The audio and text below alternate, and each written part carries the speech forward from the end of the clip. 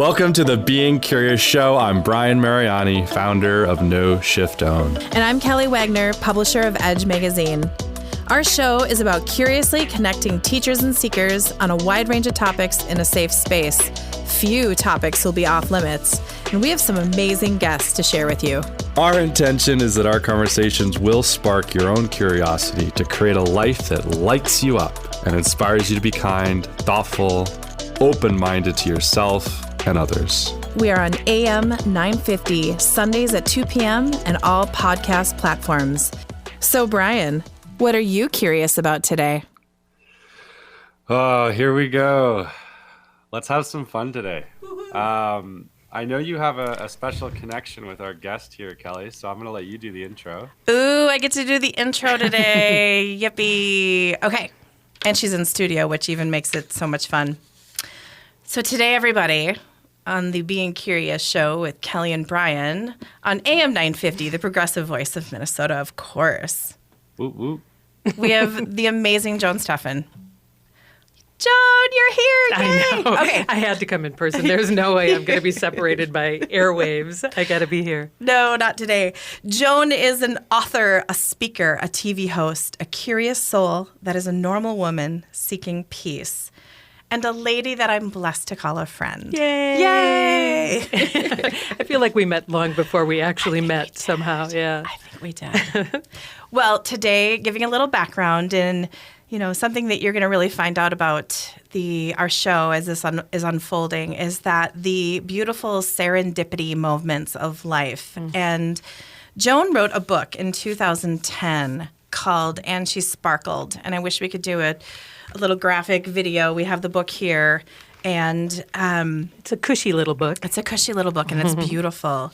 And what's really funny about this, and we were talking about this at the beginning of our interview, is this is a book that I used to give out at baby showers to women that were about to have a baby girl. What are the odds?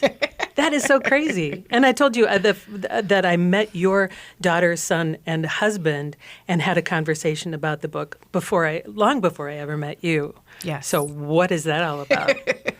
Well, we'll just say well for now and put a pause in it. Okay. And my message by giving this book to these mothers was not only to give them this beautiful gift for their daughters, but also for themselves, that they were reading it to their daughters. So we're going to talk a little bit more about the book in a moment. Okay.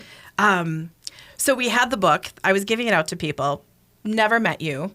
And then I had an opportunity for the Community for Higher Consciousness and to interview you. And we sat in your living room, and it just flowed. Yeah. And it was just this magical, beautiful time. And I was in this time of transition, still not really into the Edge magazine, in a marketing role, wearing my corporate hat, but still kind of secretly saying, oh, these are some of my little beautiful gifts and abilities. Yeah. And then after that, when I was thinking about buying the magazine with my husband, you created this beautiful safe space for us to go into your office and on a couch and just dream and write notes and, ooh, you should talk to this person and have you thought about this? And for hours that didn't feel like hours. No, it didn't. It didn't. So, Mr. Brian, what are you curious about with Joan? Well, I just love all the synchronicity and two people coming together with abundant skills and abilities and energy and adding value to each other's life. So I love that, number one. Number two, one of the first things we love to talk about, Joan, is beyond just who you are today, really diving into like where you think it all started for you. Like if there's a memory early on where you actually said, oh, I think I want to be that. And then that actually happened. Do you have kind of a memory, whether it was childhood or teenage years or anything like that? Ooh. Yeah, well, I mean, I have many memories that that kind of point me in this direction. One of the first things that I went to an intuitive long time ago, and she said, when you first arrived here, She said, I have a vision of you as an infant, like holding your hands up to the heavens saying, I think I made a mistake. I want to go back. And I think that kind of exemplifies my life in some way because I feel like I've always known that the world has a capacity to be loving and to be evolving and caring and community-oriented and kind. I mean, I feel like I've always had that deep sense within me. And so there was this almost constant undercurrent of pain in my life on some level because I knew the possibilities, but I was living the reality of people not always being kind to one another. Specifically, working in television, people tend to be either exceedingly kind or exceedingly cruel to you. So, I mean, there was that aspect. When you'd interview someone and they were kind of in that middle zone, did you just kind of look at them? You must be nervous today. No, I was always somebody who was like trying to meet them where they were and then guide them back to where I needed them to be. So I would always use my intuition now looking back. I never knew that was what I was doing when I was interviewing people, but their intuition about who they were and how best to make them feel comfortable and how best to sidle up beside them so we could move along the path that I was hoping to talk to them about. But yeah, back to Brian, I think it was just this sense of, it was almost this sense of discomfort that accompanied me that kept inviting me to look for something more, for something better. I mean, and that was part of the impetus for the book, is that sense of there's got to be more to life than this, Success, I had that. Mm-hmm. I had what arrived with it, and still it wasn't giving me that a fulfillment, a sense of that, this is what life is about. So, Joan, in that moment, because I think this is something that everyone is probably pursuing in some way, shape, or form, mm-hmm. that whatever that success is, and I think a lot of people probably prescribe to someone's other version instead of actually that's a really good word, Brian. Mm-hmm. Discovering what that could be for themselves. Mm-hmm. So having been someone who has achieved levels of success that or people, notoriety, whichever, or notoriety, or people who say that that's success. Yeah. What is maybe something you can impart here that would say, okay, I'm sitting in that world, I have this notoriety and this success, but I'm not happy or I don't feel fulfilled. Mm-hmm. And so what happened at that time for you to then discover what success was actually for you? It became so uncomfortable for me to continue to live this life that was magical from the outside. I mean, kids, dog, home, cabin, a great car, all that sort of stuff. But living inside that life became so uncomfortable that I had to look elsewhere. So I'm looking around, I'm scanning my environment, I'm praying, I'm castigating myself because I feel this way. I just thought there's got to be something horribly wrong with me that I can't just appreciate this life. And there wasn't anything wrong with me. It was just like my nature rising up within me saying, there is more. So that was the fight between those two is what created the pain. And it became so painful that I just said, ultimately I quit. I quit my TV job. And everybody thought I was nuts because why would you quit that job? How do you do that? How do I do it? Or how did you do it? I don't really even have a recollection of the mechanics of it. It was just this slow boil, and then at some point it's like I can't stay in this boiling water anymore. It didn't suit my nature very well. Because it's news by its definition is looking for the thing that's odd that's happening out in the world. Generally speaking, it's something that's horrible that's happening out in the world. And bringing attention to it. Right. Yeah, and I remember reading, I've had this book called God Calling. It's a channeled book from the 1940s, and I've read it literally every day of my life since I was probably 28. That was definitely one of the touchstones that helped me move along. And I remember reading, it's like, don't do anything that inspires fear in the world was one of the things. And it's like, that literally is my job, to inspire fear, even though I tried to pull the news into a different direction and do things that were inspiring and were encouraging, but they were always seen as fluffy. And so I left just knowing that I wanted to do something that felt like it was contributing to the world, contributing to the best parts of the world, rather than putting a spotlight on the worst parts. So I ramble. I have no idea if Oh I my answered gosh, your question. there's so much to go with here because Kelly and I are best friends. We know a lot about each other. Yeah. And she knows that I haven't watched the news. Literally, I would watch it as a child because it happened to be on and my parents would be watching it. Yep. But something happened to me. I was too involved in sports, when I was a teenager. And it's never been a part of my life. And as I've grown a little bit in consciousness, I can understand now that I'm making a decision to Yes. not have that in my environment for very specific reasons. Yeah. And it's not to say that I'm not informed. It's just that I'm not going to sit around watching or listening to a program where their financial basis is based in fear mongering, in grabbing people's attention, right? And so to hear this from you is actually very heady for me because you actually were in the seat, and I'm sure you were in meetings where decisions were being made like, that crime isn't bloody enough, or that doesn't have the right tone, things of that nature. And or a sense of celebration when something comes across the police scanner that could logically be your lead story that night if you'd been without a lead story. Yeah, it was a difficult position to find meaning in for me.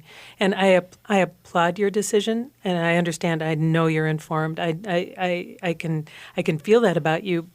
But there's a different way of being informed. It's a way of choosing what, not choosing the aspect or the point of view of a story, but choosing what story has meaning for your life. And so I mean, I haven't really watched the news since I left, and that's been 20 years probably. I don't because I don't like choices being made for me. If I'm going to find out about a news story, I'm going to seek out a particular news story, and I'm going to seek out the information that I need for it, as opposed to being fed exactly the order they think something is important, and you don't get a chance to skip around. Oh, I didn't want to see that story. Well, sorry, you ended up, embodying it before you went to bed that night. So. So I applaud you. I honor the people who are working in news. I think they're really hardworking, lovely people. Many of them Absolutely. are friends, but it isn't my It's just a frequency. response. It's a frequency thing. Yeah, I just don't want it in my frequency. I want to vibrate differently from that. So. well, and just imagine, I love what you were saying earlier about community and kindness and these things that you're now focused on and Yeah. have been focused on for decades. Because that's where I get really excited. Yeah. It's like, how do we create more access points and more opportunities for more people to hear fantastic freaking news every day? Yeah. Like really good stuff, because we know through, neuroscience and all the cutting edge things that are happening today that are being validated scientifically, but people have known for thousands of years, that we actually change the functionality of our brain, of our DNA, of our cells, Your chemistry. through frequency, right? And so it matters. It matters if you're watching the news an hour a day. It does. It matters if you're meditating for an hour a day. And truthfully, if you were to do those things, you might actually come back to some kind of neutral zone. You may. Right? Yeah. Because watching the news, I mean, there's a study out right now that literally, I think it's going to start to get some legs, where if you were to watch the news, the basic news anywhere in the world for 15 minutes, it's actually as detrimental as smoking a pack of cigarettes. And it's not only detrimental to you, it's detrimental to the world, because what you're vibrating is part of the group vibration. So if you do something that allows you to vibrate at a lower level, you're hurting everybody. You know, I mean, so true. it's like it's important to you and it's important to the whole. It's like everything is. I mean, to me, that describes everything. It's like you have to be concerned about yourself. You have to be self-oriented, but then because you're self-oriented, you become earth-oriented. You know, you become. It's a paradox that I just love, and it's kind of like what my life is now. It's like, what does Joan want? And if Joan's happy, then the world is happier, and then I interact with more grace and kindness in the world, and so it's like this combination of selfishness and otherful. More, we'll make more that up. Kindness in the world. Yeah. That's how we're going to end segment 1. Okay, Thank cool. you, Joan. You're welcome. We'll be right back. This is Being Curious with Kelly and Brian, AM 950. We'll see.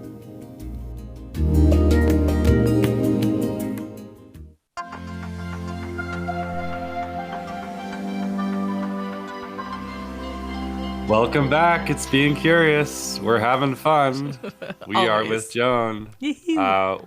What a fun first segment there. I'd love to jump more. Well, I love what we're talking about in terms of community. But he wants I to really pivot. want to know more about this book, because if it had a big impact on Kelly's life, especially her children, I think everyone needs to know a lot more about it. So how did that happen?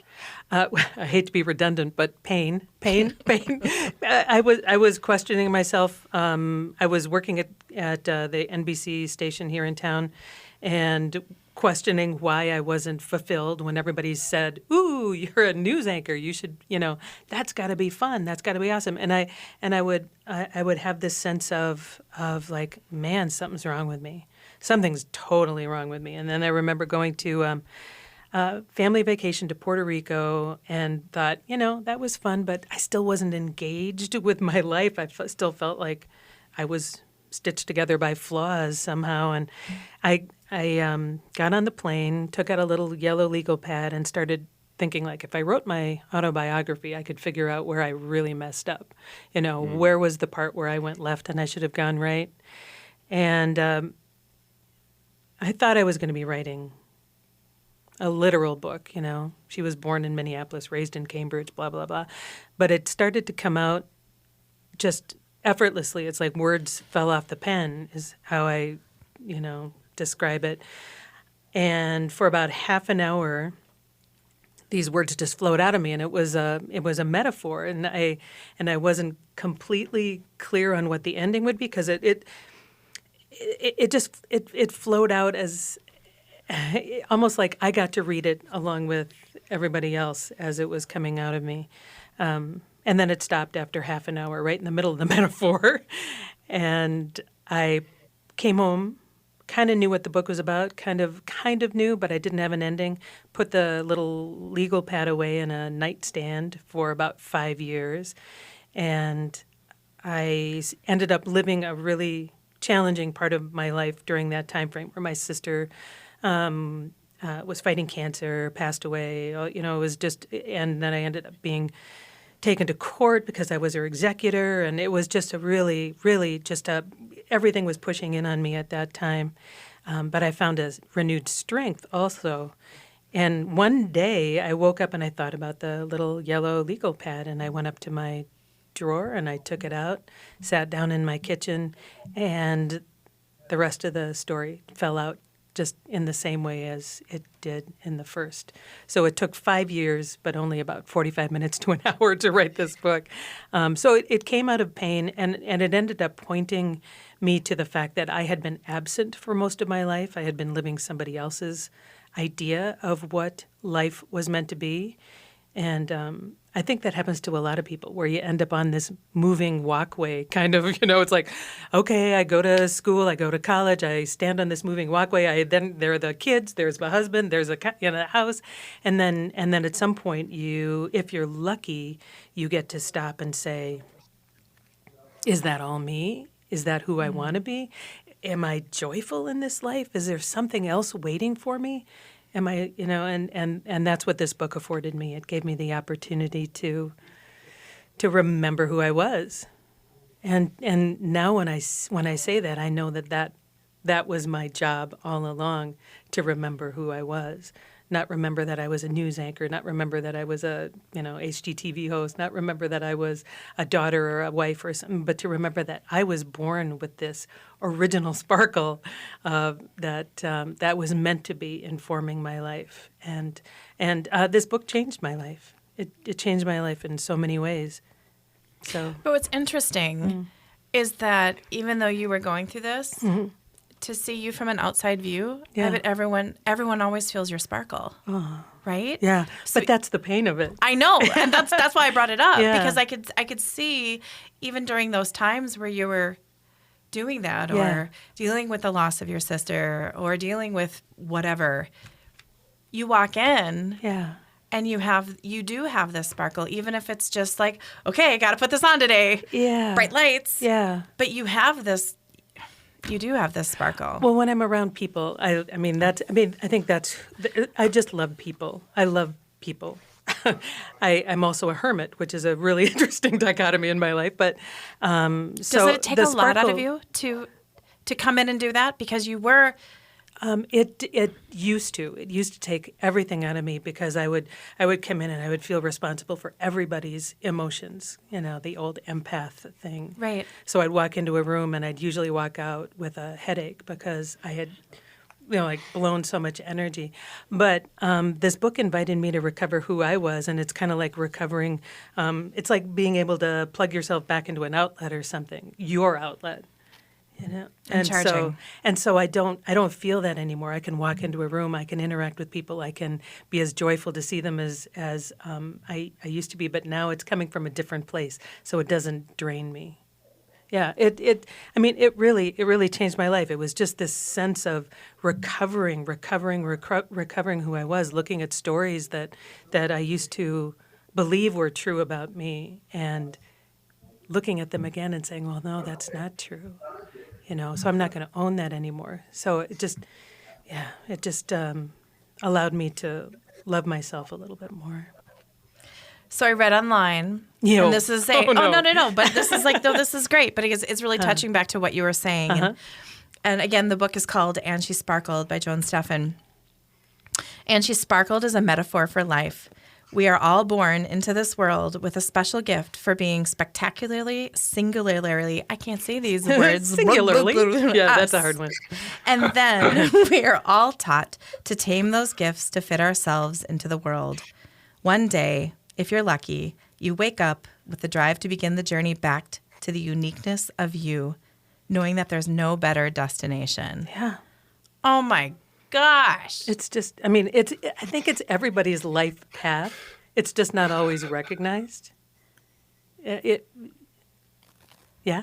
Was that a really audible sigh? Yes. We were wondering, are you okay? We're both having like this beautiful moment in the studio, and then we look over. So everybody, just letting you know, Brian again is on the East Coast, and he zooms in, and then Joan and I are in studio, and we just hear this, and we're both. You should have saw both of our looks and our faces just kind of gravitated towards the camera because But do you want to know what happened? Yeah, go for You want to it. know what happened? What? You read that quote, and I was literally experiencing it. I was like, I'm not allowed to swear, but I was like, bleep, Wow. yeah, rock and roll. Yeah. That's it. Yeah. Well said.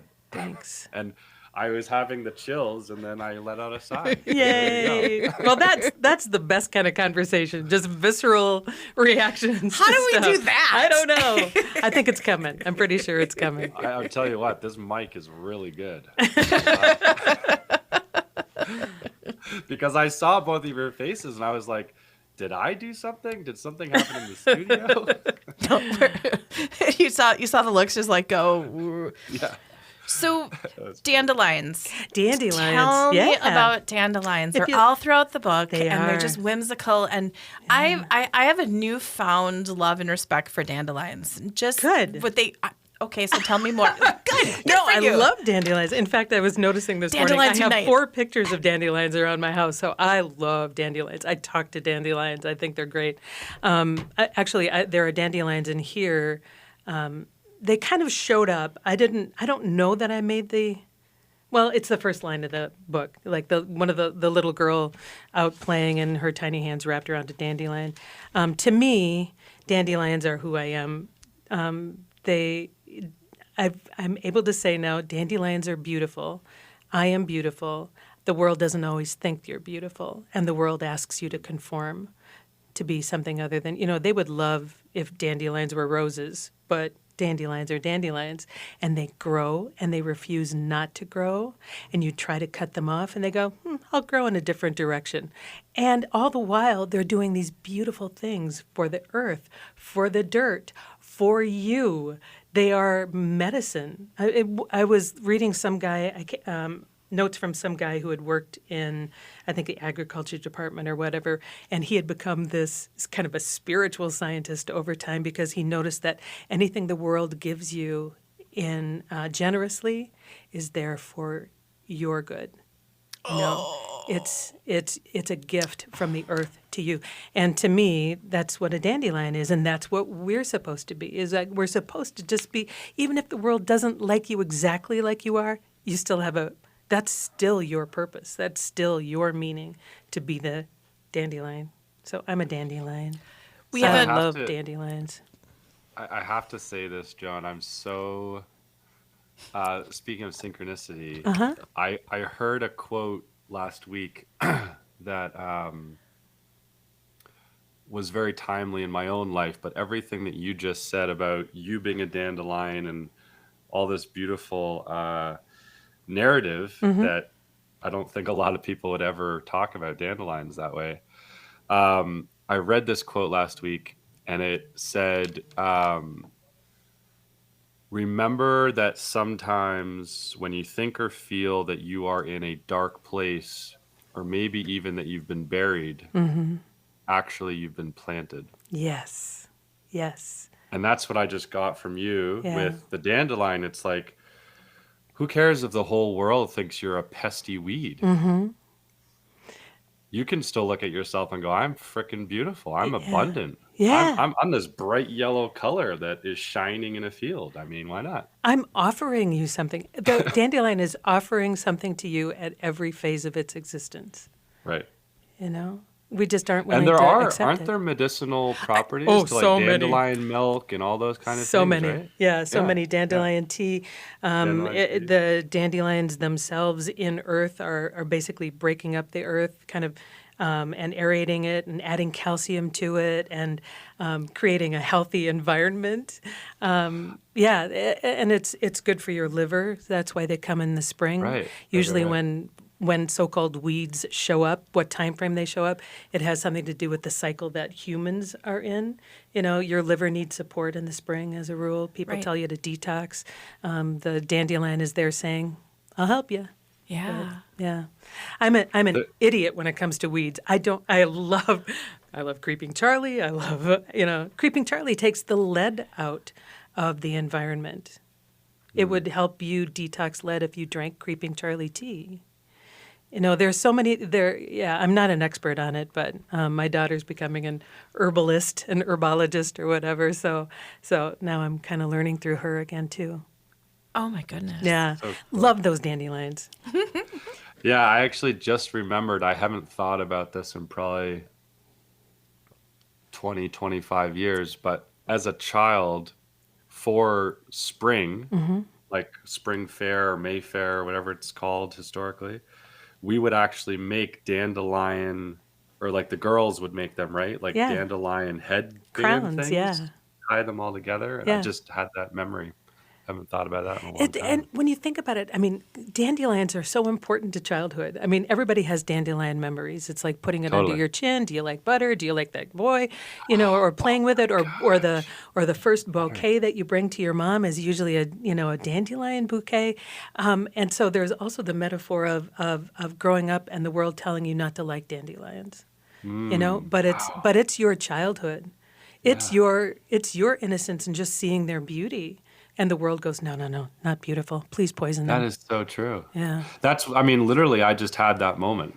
I haven't thought about dandelions in any other way other than maybe a pest or a weed Yeah. in 20 or 25 years. And when you said that, I remembered the butter thing. Yeah. And there was that other rhyme where like you'd go up to a girl and you'd say, Sally had a baby and her head popped off, and you'd flick the head of the dandelion or something. Oh, I There don't was know some that one. weird rhyme, Yeah. and you'd flick the head of it, and wow, No, what a many. trip. Yeah, yeah, and but I mean, enjoy your childhood is basically what I'm saying. You Well, know, absolutely. there's Well, 'cause something waiting for you back a child there. looks out in a field, they don't see a weed, they see something beautiful because Yeah. it is.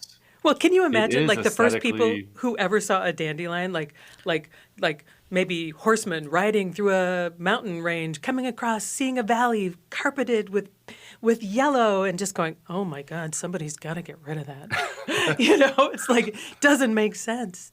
Go get the Gorgeous. Roundup. We got to get that out of here. Right. That's got to be good for you.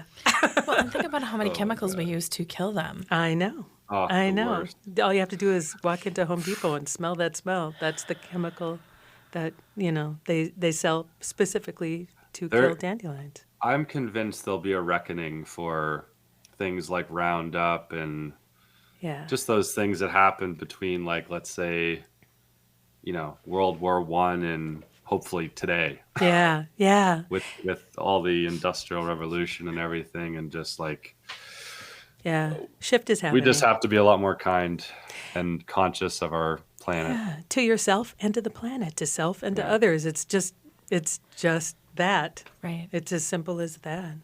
Absolutely. Yeah. Take us away, Kelly. Absolutely.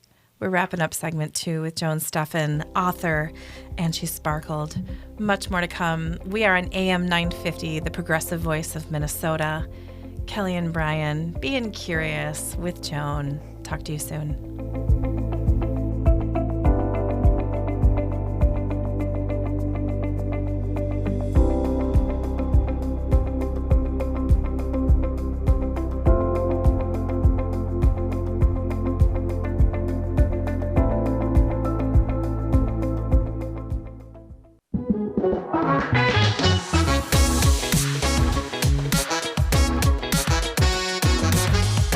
It's the Being Curious Show with Kelly and Brian.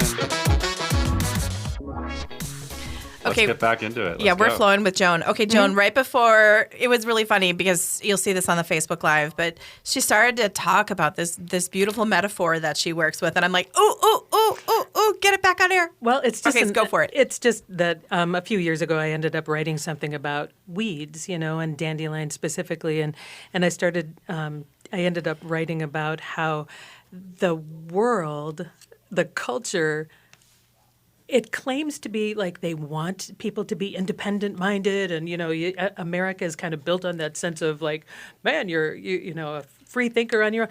But what we demand in the culture is like a lawn. We want everything to be grown the same color, the same height as your neighbor's lawn. It shouldn't have anything in it that sets it apart, like a dandelion or anything like that. So it to me. This is my rebellious spirit coming out. I was never a rebel in any way. But now it's like once you see that it's just demanding uniformity, and that's not okay. I mean, we weren't born to be uniform. We were born to be spectacularly you. Right. And unique, just like everybody else. But unique just like everybody else. I know. Not so the world kind of is asking you to be a blade of grass cut to the perfect height, and I'm asking you to be a dandelion or whatever you want to be. So it's interesting. We just moved and we're in a new neighborhood and everybody has the perfect lawns, right? And by the way, to all my neighbors, you guys rock. It's all good. I love watching. And then and I honestly, so we purchased my father-in-law and mother-in-law's home. So very established. I think my father-in-law was the one that started the trend of perfect lawns, and they all kind of fell into line or to right.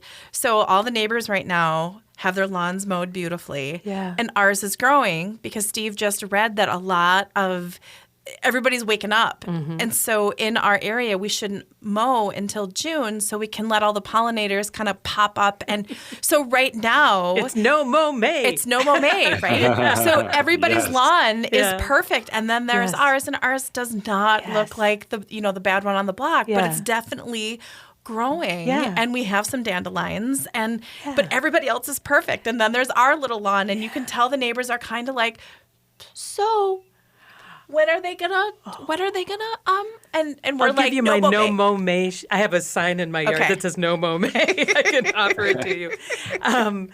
But yeah, I don't quite understand that. I mean, you think of all of the energy, and I know that we're not just here to talk about lawns, but you think about all of the energy that the culture requires of you in order to maintain your lawn, your face, it's like in order to be acceptable to the culture, so much energy is put into trying to maintain a uniformity and an acceptability.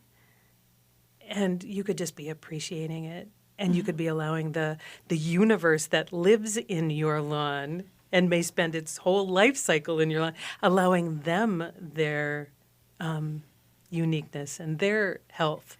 So I'm kind of a freak with stuff like that. We just have to take care of the earth because we are poisoning ourselves in many ways by trying to maintain a uniform, height and texture. Right. Yeah. So you are a wife, you are a mother, you're a grandmother. Yeah. There's a lot of stuff going on right now. What advice do you have for our little friends coming up? Well, I would say remember who you are. I mean, I always say remember who you are and then have the courage to be who you are. And then Ooh, right there. Let's just stop. and then share who you are. And that changes the world. So remember who you are, be who you are, share who you are. Yeah. And that shifts the world in the best possible way. I think, Joan, you spoke to it a little bit earlier on. That moment of remember who you are, I think there's some subtext below that says, what questions are you asking yourself every day? Because you asked a couple of questions earlier when you were in your pain moments, and you said, like, am I happy, or is what I'm doing healthy? Like those types of questions. And I think that type of it's kind of like remember who I am, but there's a discipline within that, and the discipline is asking yourself the right questions and then having the courage to actually step into it and to be disciplined in the action of self-care, in the opportunity of really figuring out who you are. Because guess what? If it was easy, everyone would just be abundantly happy all the time and frolicking and making dandelion headbands and whatever, right? Yeah. But that's the diversity and the beauty of life, is that we're all humans. Yes, we have DNA and we have these things that are similar that help us feel familial with each other. Yeah. But we're also so awesomely distinct. But it takes real courage to actually uncover and unearth that it does take courage. Unique person that we all started out as. Yeah. Don't feel like it's going to be easy necessarily, because the world kind of comes up against you and goes, are you sure you want to do that? Please don't do that. I feel more comfortable if you're just the old way. I feel better if you would just do it the way I like. It takes courage. I have to share this because I know that you'll have an incredible story to follow it, because when I was in my mid-20s, all the people on this planet that love me the most, and I know that they love me the most because they're my family and friends, I told them that I was leaving my job, that I had worked 10 years and was doing very, very well, and the outside world was looking at me going, like, you have the best of everything. Like, and I was totally unhappy and totally lost. And so I left my job and I booked a flight to the Philippines. And I went on a 3.5-month adventure around Asia. And it was the most important thing I've ever done in my life. But every single person that loved me was like, this is a huge mistake. You can't do that, Brian. You should definitely not do this. It just goes to show you, like, it really takes courage. It takes tremendous courage. And you will continually be asked for more courage, because things show up in your life. It's like, oh, That's another way that I'm chained to the cultural idea of who I ought to be. It's awesome. I've actually had a book in my mind for probably 15 years called "I'm a Selfish Quitter," and I think that I love that. I think that's almost something to. I know it's something to encourage, because I'm not saying quit willy-nilly, whatever you're doing, just quit. But it's like, feel into who you are and what brings you joy, and listen to yourself enough to be, to quit what isn't serving you long term, and move towards something that brings you joy. It's like Marie Kondo your life, You don't have to be, lining your socks up in your drawers, but what brings you joy in your life, and just head towards that a little bit more. I took that approach when we moved. The Marie Kondo thing? Oh my gosh. It's so beautiful when you actually check in with things. Yeah. And you grab a mug. Yeah. And you're like, do I love you? Yeah. And you're like, yes, I really love you. Or you pick it up and you're like, somebody else should really experience you. Yeah. Or just putting you in a drawer. Yeah. My dad gave me a watch recently, and it was broken. And he actually said, just wear it as a bracelet. Yeah. And it was my grandfather's watch, and it was from Switzerland, and it was just this gorgeous watch. And it just says to me, now everyone's going to think I'm pretty crazy here, but I just looked at the watch and I sat with it, and it was like, I don't want to, I've been in a safe, I've been in a drawer, I want to be out, Yeah. and I want to work. Yeah. So I went to a jeweler and I said, I don't know what I have here, I don't know what it's going to cost, but it wants to work. Yeah. It wants to be worn. And they're like, you can't wear that. It's really old. You can't wear that. It needs to go in a safe somewhere. And I'm like, So no. But I'm going to call out Jimmers at Continental Diamond. He helped me big time. And we had to bring in parts from all over the place. And it was Yeah. just this beautiful story.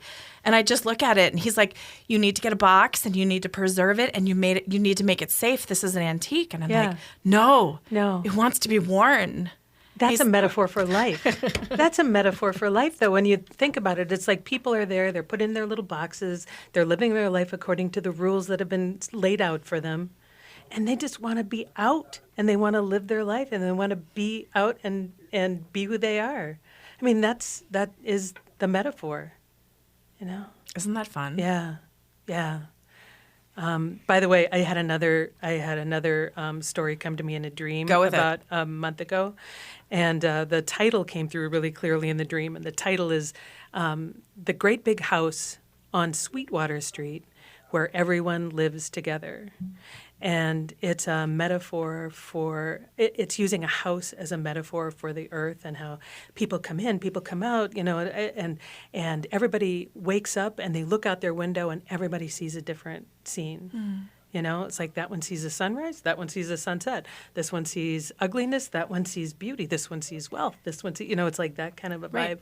And then at some point, the story goes on, and the house provides them the opportunity to get in touch again with wonder about other people, curiosity about other people, kindness towards other people, and they start inviting each other to look through each other's windows and become, the walls fall down.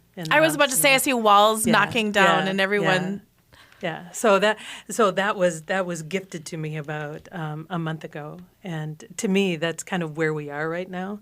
We're at that place where we got to start looking out each other's windows and just being amazed at what we see that's so different, rather than judgmental. It's like, no, what's out my window? That's the only thing that's true. Nope. That is all. So it's like, yeah. So I was excited about that too. So I'm don't know where seeing- that's going, but Well, I'm seeing a bookshelf of children's books for adults. yes. Tell me more about well, that. that's been a dream of mine, because I think people. It's a beautiful bookshelf, by the way. Yeah, thanks. People tend to, as they get older, they tend to demand more complexity, to make problems larger, to be able to solve them through all of these different ways, and 18 chapters. And I think to me, I want to go back to the seed planting that happens in childhood, where you read a book and it's clear, and it's got a message, and it's got a meaning, and it's simple. I want people to be reminded of that as a grown-up, that simple is good. I think I wrote it to you. Simple to me is an invitation. It's like, you can't. If somebody invites you to do something simple, there's no excuse not to do it. Like think a kind thought towards somebody today, as opposed to, you don't have to go out and mow their lawn or anything like that. Just think a kind thought. Definitely don't do that. Yeah. No momet. Yeah. But so keep it simple, because when you add complexity, then there are all kinds of excuses why you can't do it. So bring things down to a simple place, like simple, just like look through your neighbor's window, or remember who you are. It's just, I feel like there should be a shelf in the library of children's books for adults. Well, and you said one of my favorite words. Yeah. A moment ago, wonder. Oh, I love wonder. Because that's really Joan if you loves watch wonder. if you watch a child, if you're around children, they're almost constantly in a state of wonder. Yes. Why? Imagine- Why? I know. Why? I just came Why? from my Because- 2-year-old because grandson's house. They just got here. I'll share this quick story. When Yeah. I was, let's say 4 or 5 years old or something. Let's say I was 5. I was in the kitchen, and we were having apple pie, and so I was tasked with whipping the cream to go on the pie. And my dad, probably half jokingly, looked over at me and he was like, "How do you think the cream becomes whipped cream?" And I'm a little kid, and I'll never forget this moment. I thought about it really hard. I really took time to think, because I wanted to impress my dad and all that. And finally, I just said air. And my dad nearly fainted. He was like, "You are 100% right, son." Wow. And to your point about simplicity, that moment, I'm sure, has played a massive role in my own ability to have any confidence whatsoever in life. Right? Yes. So just a huge win for simplicity and for wonder. And Joan, if you have a simplistic, wondrous sentence for us as we go out into the world today, please deliver it. Oh boy. I guess the simplest thing I could say is vibrate on purpose. How about that? Play with your frequency. If you're not happy, bring it up, because that impacts everybody. You say you can't impact the world, you can impact the world. You can do it right now by finding a bit more joy, a bit more, light, a bit more love, kindness. Yay. Wonder. You guys, Vibrate on purpose. vibrate on purpose. Please, please, please. Don't mow your lawn until June. And don't hate us for saying don't that. hate us for saying love your dandelions. And She's Sparkled by Joan Steffend is through Tristan Publishing. You can get it on Amazon and bookstores near you. This is Kelly and Brian thanking Joan for your beautiful time together today. It was fun. Thank you. Yay! On AM 950, the progressive voice of Minnesota, Kelly, publisher of Edge Magazine, edgemagazine.net. Go check us out with dearest friend Brian. Thanks, everyone.